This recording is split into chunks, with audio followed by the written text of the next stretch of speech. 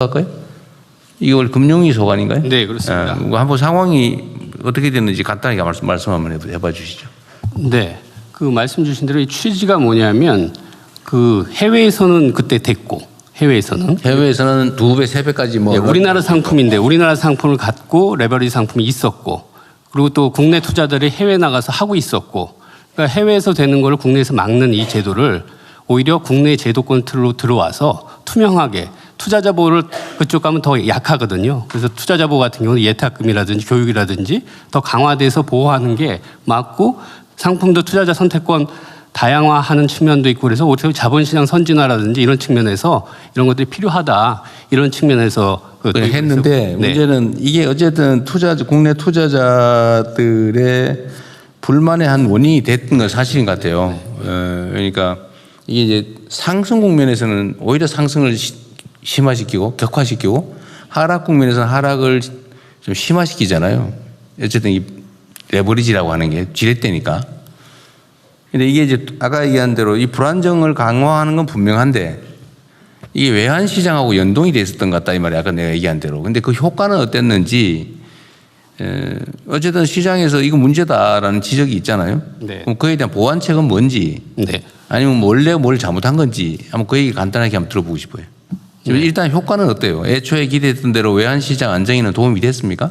실제로 그 홍콩에 그게 한 20조 정도 있는 건데요. 그러니까 국내뿐만 아니라 해외 투자자들로 해서 한 20조 정도 되는데 거기 한 최근에 보면 17조 정도로 줄긴 했는데 그다음에 이제 거기에 국내분이 얼마 있었냐 보면은 국내 투자분도 줄긴 줄었습니다. 그리고 또 실제로 보면 야, 그 얼마 줄지 않았냐 그러지만 만약에 이게 없었다면 거기로 더 가지 않았겠느냐 뭐 이런 얘기도 좀 있을 수가 있고요. 환율 안정에는 도움이 됐다고 본다. 그러니까 이제 그 나갔던 부분을 그러니까. 예, 들어오는 부분이 있었고요. 그다음에 이제 국내 주식시장의 불안정이라고 하는 불안정 심화라고 하는 마이너스 효과도 있잖아요. 네, 이제 그런 부분들은 기본적으로 지금 글로벌 반도체 종목 자체가 워낙 출렁임이 많습니다. 우리뿐만 아니라 뭐 일본의 키옥시아 그다음에 미국의 샌디스크 뭐 이런 것들은 더 출렁입니다. 우리보다 더 심했다고. 네, 반도체 종목 자체가 지금 기대랑 우려가 막 서로 혼재되면서 그때 막 출렁이고요. 근데 이제 우리나라 같은 경우는 삼성전자랑 하이닉스가 예전에는 한 22%였거든요, 시총에. 근데 작년 말에 한 30%, 그다음에 금년 최근에는 53%. 그러니까 출렁이는 거에 맞는 면적이 훨씬 더 커졌습니다.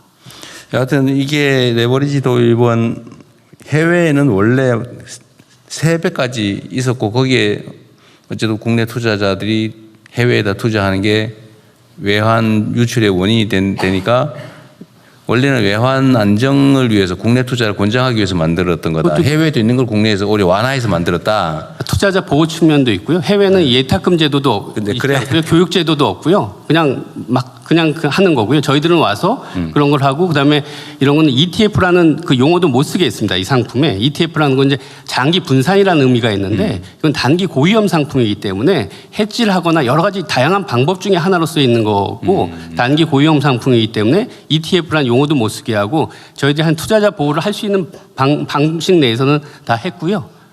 하여튼 그 당국으로서는 나름의 노력을 했다고는 하지만 시장에서는 필요 이상으로 시장 불안정을 키웠다라고 하는 비판이 있고 그건 환율 안정이라고 하는 측면의 정책 효과를 노렸다고는 하지만 뭐 국민들이야 그런 것까지 고려해야 될 건 아니고 하여튼 주식시장의 참여자들 입장에서는 이거 정책상의 비효율 또는 문제가 훨씬 더 크다라고 보니까 그 어쨌든 보완책은 신속하게 또 충실하게 만들어야 됩니다. 지난주에 시간이 너무 오래 걸리는 것 같기도 하고요. 지난주 목요일 날 발표를 했습니다.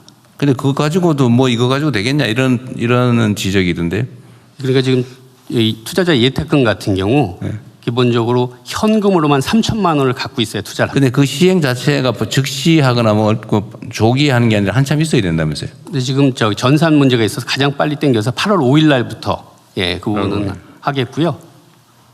그러니까 어쨌든 그런 것도 미리 예상했어야 된다고 하는 게 이제 시장 참여자들의 요구인데 물론 정책 당국 입장에서야 그 완벽하게 하는 게 어렵긴 했지만 어쨌든 신속하게 또 필요한 대응 조치는 좀 과감하게 하도록 하십시오. 네, 시장 영향 계속 살펴보면서요. 필요한 거기- 경우에는 추가 대책도 거기 하필이면 급상승 국면에서 조정되는 요 꼭대기에서 도입되는 바람에 마치 이것 때문에 문제가 심각한 것처럼 착시를 일으킨 측면도 있어 보여요. 네, 5월 27일 날 도입이 됐는데요. 실제로 고점은 6월 22일 날 다 반도체들이 고점이 나온 거거든요. 그 6월 22일부터 지금 많이 빠지기 시작했습니다. 대통령님 아까 말씀하신 그 외화 자금 유출입과 관련된 거는 이제 부총리님이 말씀하신 게 네. 작년 전체로 우리나라가 해외 증권 투자한 게 1,400억 불이 나갔습니다. 작년에. 200조 대는 나갔다는 거고. 해외 뭐 기관과 작년에만 개인 그런데 그게 이제 개인이 400억 불이고요.